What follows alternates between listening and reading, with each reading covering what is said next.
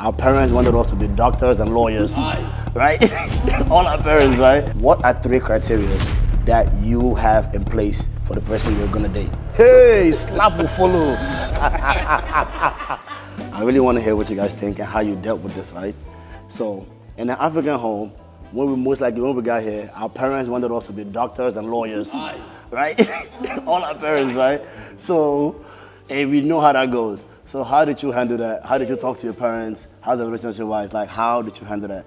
Oh, you itchy. You're itchy. Yeah, I got this. All right. So yeah, I think you have to approach this with like a mature mindset. No, what did you do? We're talking about you being mature with your parents. Are you going to tell you, hey, slap will follow?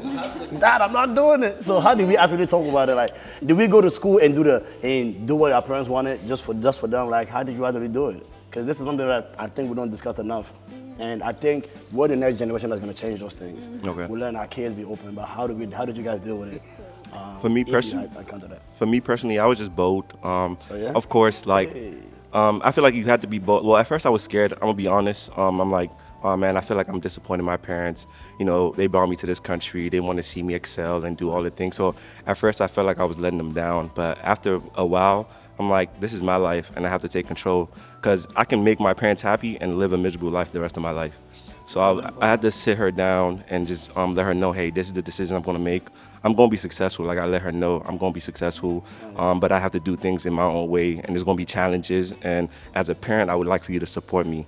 Of course, like her initial reaction as an African parent, like, oh no, you have to go to school, you have to do this. So it's like, and I just kept talking to her. Right. I didn't necessarily get mad and get frustrated, but I let her know along the way this is the strides that I'm making, and then she started to see the results of it, and that conversation went away.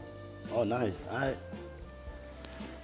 Being on the opposing side of that, I kind of wish I did have the courage to tell my parents that, because I did, currently I am in med school, so it's like, yes, and they wanted me to be a doctor because I said I wanted to be a doctor when I was 4 years old.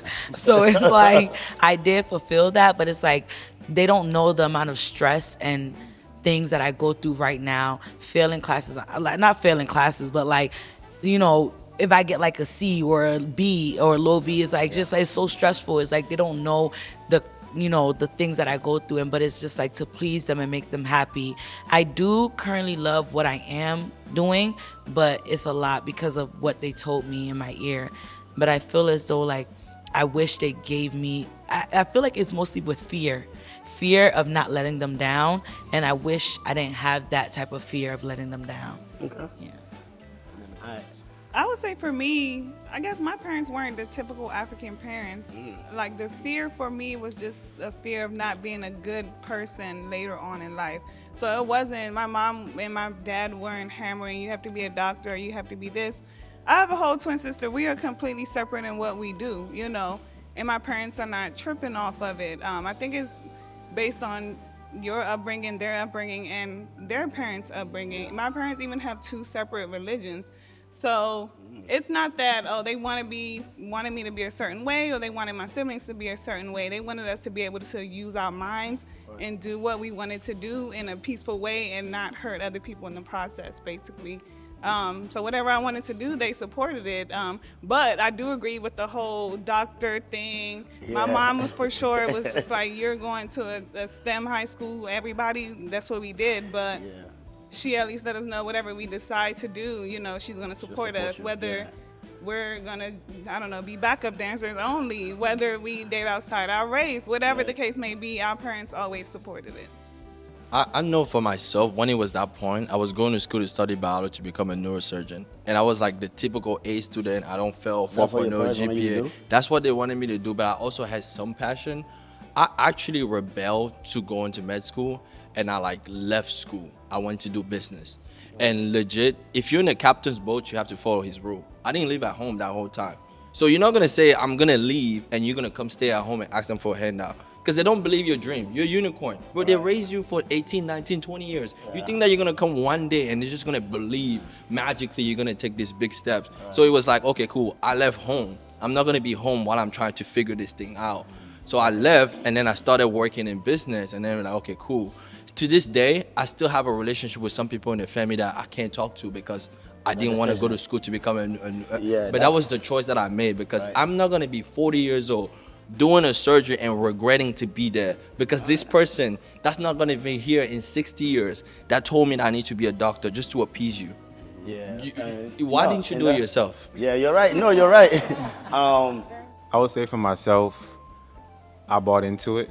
I bought into the plan they gave me because I thought it was a very good one. Right. I think when you come, it depends on the background of your parents, and also you have to see where they're coming from, and then also your upbringing as well. Your nurturing, also seeing what's around you and seeing what makes success. So I was privileged to be in a position where I saw what they were telling me made sense because it was producing good results. Okay. And I bought into it because I felt when I looked around me and I did some analysis, I realized this is a good path to take because it's going to allow me to achieve all the things I want to achieve in life. Right. I feel like African parents, I understand their point of view because we're in an era where people get so much money from doing different things, streaming, YouTube, so many things like that, but that's not solid, that's not concrete. They don't really grasp that yet because they didn't grow up in the internet era. They're coming from a place where sometimes they didn't have food to eat at night. They had to walk to school, things like that. They busted their butt, found ways to get here, and they know that, okay, what can I do? What can I tell my children to get into that will guarantee them affluence, financial affluence, and stability? Yeah. And so I don't have to worry about them. So that's why they tell us, okay, go be an engineer, go be a doctor, go be this. Now, if you want to go against that grain, you're going to have to show the results of it, definitely. But for myself, I saw value in that grain because I also was passionate about it. And I found that it would be easier for me to take that route. So I did it. Okay. Yeah, I think that stems from our parents want you to be successful. And again, you can't do or tell somebody what you don't know. And they don't know these other alternate methods that we know. And we went out to school, we were influenced by our friends, social media. So it's definitely like they want you to be good and they want you to succeed. But the only way they know is these people because in their era, those are the people that are successful. And I think they just basically gave up and told us what they know best. And yeah, let's get spicy. All right, this, I'm gonna need 3. So we're gonna go around again, right? This, we don't even need a timer for this. You might not be able to elaborate as much because if some of you start, I know you will not end. I'm not looking at glory. But if some of you start, you will not end. All right, so right now, right, ladies and gentlemen, what are 3 criteria that you have in place for the person you're gonna date? These are things that you're set in place that you're gonna date. What are your list, guys? What are 3? Start thinking about it. Get to know me has it ready already. So he's gonna start. That one I know for sure. So think about it. What are 3 criteria you have in place? She's right here. Oh, you're ready? Oh, Hey, excuse me. You got a list. Wait, okay. Wait, did you steal my question? Let me hide my mind. All right. So what are 3 criteria you have in place right now for the person you're gonna date and you want to spend your life with? Firstly, you should be God-fearing. I don't mean somebody who goes to church, but you should be God-fearing. And secondly, you know how to communicate. And thirdly, be respectful and be pushful. Okay. Straight to the point, Oshay. I go. I know, like, a non-negotiable, God-fearing, it kind of like eliminates a lot of things that you already have, right? And then the second one will be a growth mindset, because I feel like if you like your wife today, 10 years from now, they might be a totally different person. You want to keep dating them, right? But at least if they have a growth mindset, you know, okay, cool. They're going to be willing to go to couples counseling with you. They're going to be willing to go to the gym. They're going to be willing to do something because it's in them to want to grow. So I think that's a very, very important one, right? And I think the third thing is respect. Like, what is respect to you, right? You have to define that, right? As a man, usually we prefer respect over love in some situations. It's like, respect is how you love us, right? So it's like, what are some of the things that comes into respect for you? So those are the 3 things that I would say for me are very important. For you. No, for you. I want you to talk about yourself. Yeah, for me. Like for me. Like for me. You're being generalized. Yeah, like I want you to answer this question. Your girl is looking what for you. God-fearing, a growth mindset, and then you have to be able to also respect me. Okay. All right, go that way and then we'll come back. So for me, the first criteria is you have to believe that Jesus is God. That's the first one. Not believe in God, whatever. We have to establish the fact that Jesus is God. All right, that's Now, the second criteria is you have to be shorter than me, and you have to be less older than me. Okay. I can't date anybody who's taller than me, and I can't date anybody. What is the age gap your wife might be looking? What is it? We cannot be the same age. Okay. So I'm 5'8". So Yeah. All right, that's the personal question. All right. That's cool. All right. So, Jay, you ready? my third criteria is don't ask me what you don't have. Don't tell me to be God fearing if you're not God fearing. Don't tell me to be somebody who walks out if you don't walk out. Right. Whatever you demand of me, make sure you already have it. Okay. Or you can tell me, okay, you know what? Let's work towards achieving this. People come to the table saying, oh, I want somebody who is already successful. Are you successful? Okay. I want somebody who already have this. Do you have that? Right. So if you don't have that, don't demand it. Let us work together and go towards that direction. So those are my three criteria. So again, like I said, 3 criteria. We're about to be able to give Jaya. So you thinking? Y'all ready? All right. Definitely God fearing. That's a non-negotiable for me because I come from a pastoral home. Also, financial stability. I need a man with a plan, even if you don't have everything that you can possibly have at the moment, because you're still working towards that goal. But at least be in a stage in your life where you have something to show for now and the future. And definitely communication. All right. So big goal. God fearing, have a plan and be able to communicate. Yes. Okay.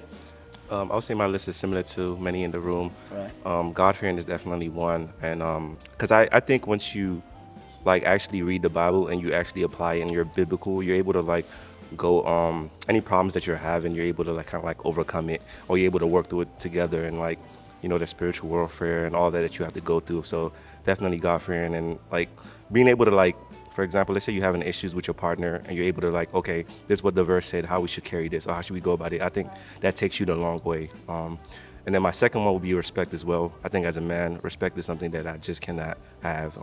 Definitely need to be respected, and I'm going to give respect. I'm going to show you how to like, go about it.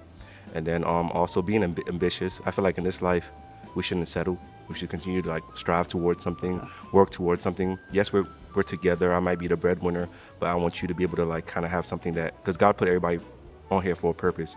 So I think you need to like, we can come together, unity, and build something. All right. So mine will first be God fearing, because that's number one. Absolutely. My second one would be loyalty in all aspects. Not only just because we're together, but in every single thing that we do. If it's about financial loyalty, you have to be loyal. You have to be honest with what you do financially, not hiding stuff from me. And also the third thing will be respect. Okay. You definitely have to respect, because I'm respectful and I'm very submissive. As a woman, you have to be submissive. So it's like, if I'm being submissive and you disrespect me in the process, that's not gonna work. You have to be respectful to me of the fact that I am being submissive and I am your woman. So that's really important. For myself, I would say everyone spoke about things of God, but for me, those are I'm here to talk about preferences, not really like non-negotiables. But I'm gonna fix them, because like I probably wouldn't even pick somebody who didn't have that kind of mindset. Okay. So I would say for starters, I think it's actually humility.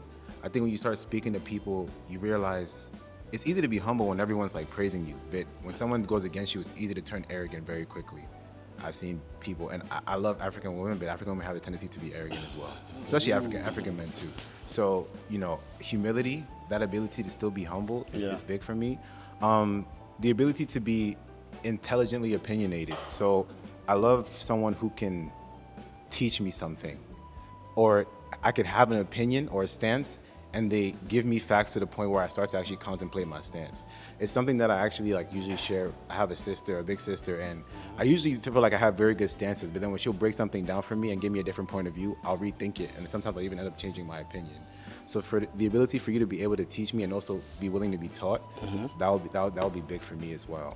And the last thing, I'll say it will also be nice if she comes from a good family, a good home, a loving one. There's so many traumas. There's so many traumas that people bring from their household, from family, and I think that if someone doesn't come from a good family, you'll start to see it in how they relate with you. So for her to come, especially if this person ends up being my wife and that her family becomes mine, that we need to work. If she becomes your wife, that's my family already. Okay. All right. Yeah. So there's a few things, right, that of hurt that is honestly crazy to me, right? How long should talking stage last? Will you be a stay-at-home wife?